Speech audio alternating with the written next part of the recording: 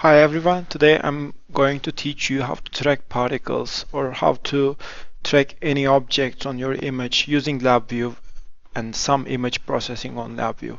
So I have a Thorlabs camera. This is the Labview interface which is provided already by Thorlabs. So don't be scared of this complicated management toolbox because it's a scientific camera. So what I have here is I have a live video of my sample actually. I'm imaging something with a microscope actually. But apart from that, our topic today is how to track, for example, we see a particle down here. It's moving actually, it's having a Brownian motion in the liquid. Liquid is already water. So my concern is how I can track this particle, so how I can find out where it is as the particle moves inside the liquid. So in order to do that, we need to apply some serious image processing onto this particle. So let's see what I can do with this one. So here actually these are the complicated control parameters of the camera, but we don't need to care about them for now. So what we need to do is, this is the actually fundamental part of the VI, my block diagram, which shows the video. So I have here the video image output actually, which goes to the show video indicator. So what I need to do is, first, in order to get this particles tracked, I need somehow to control this image to a binary image. If I can do that and I can eliminate all the other parts apart from the particle from the image, I can calculate the center of mass of it. So let's see. So in order to do that, I need first to convert this image into a binary image. So before that, in order to convert a picture into a binary one, I need first to convert that picture to a grayscale picture. So I will use, before any of that, I need to have the cast of that image. So from the image management, I need to have cast image function. So I put here my source image, and then I need to create another image for this one. This is the emac create, so it creates an abstract image for the processing. So I need to give a name to this file. The name is not important at all for the time being. So the image type is the same of the image that I have. Then I put this image into my VI file and I put it here. Okay. So I have this file. I now have the cast image. Now I need to convert it to a grayscale image. So I need to maybe show you in a slower manner. So I have vision and motion, vision utilities. From the color utilities, I have here extract single color pane. So if I use this takes the single color contribution of this image. You will see here the options. You can take the red part, green, blue, or anything. So I have, what I want to have is the luminance. I have the grayscale image out of this one. So I have my output image here. So in order to see what happens, what changed with my image, I remove this connection and connect my video indicator to this output to see what happened. So let's go back to the front panel and run the code again. So here, as you see, I have now a grayscale image instead of a colored image. So what I have done so far is that I have converted my image into a grayscale image. That's all up to now. So what I need to do further is that I need to apply some threshold. I can do it on the image processing panel. I have here emac threshold. So I put this here. I put my source image here. I need at this stage now to create another emac file. So I need to create another abstract image to connect to that one. So, but now my image type I should be careful is grayscale, actually, because I converted it from a color to a grayscale image. So let's see what goes on. So I put it here. So replace value, there is a replace value, so I will put here 255. What this value does is that I will identify a range also here. So I like to see this on the front panel, so I create control here.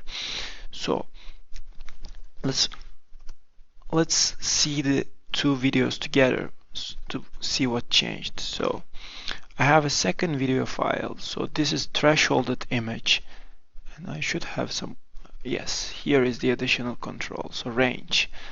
So in the grayscale image, you can see here we have a single intensity number for each pixel of my image. So as you see, my particles middle part is very bright, it's more than 240. But if I go the other side here, it's generally less than 200. So if I make this 200 threshold, so it will take the pixels which are between 200 and 255. This function, threshold function, will make these points white and make all the other points black. So I will now convert my image into a binary one. So let's see how it is looking like. So as you see, I now clearly see my particles on my binary image here.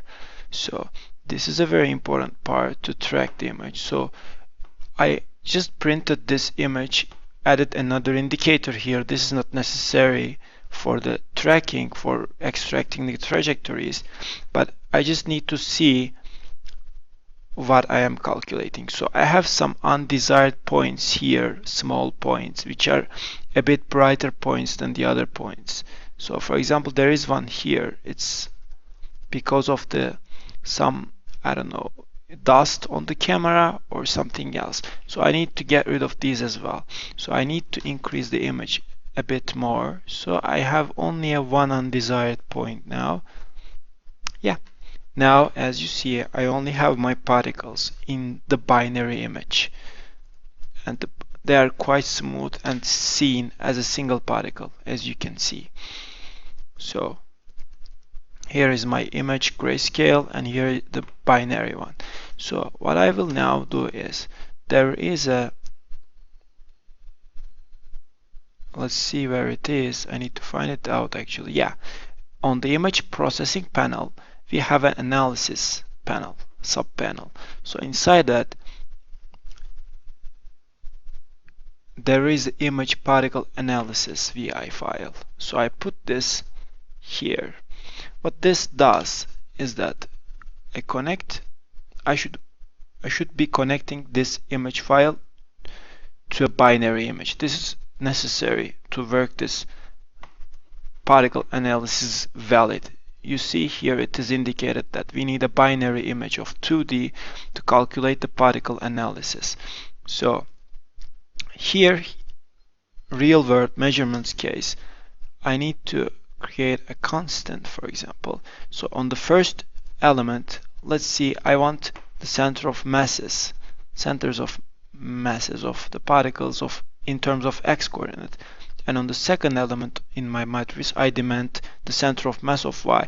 I can demand a lot of different things here.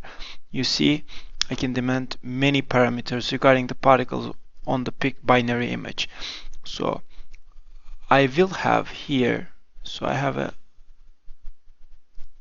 I need now maybe to connect the image out here. So let's not change the place. So I have the output measurements here, particle measurements real world. I create an indicator here to see the particles positions. Here is my matrix. So it will have actually particles x positions and y positions, and if I have multiple particles, I will see them here.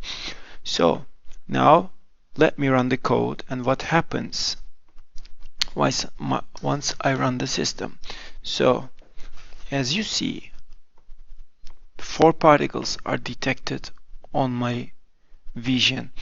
So actually one is pretty constant here. I need to find it.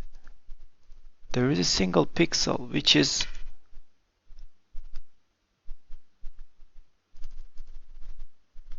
I think, oh, it's over here.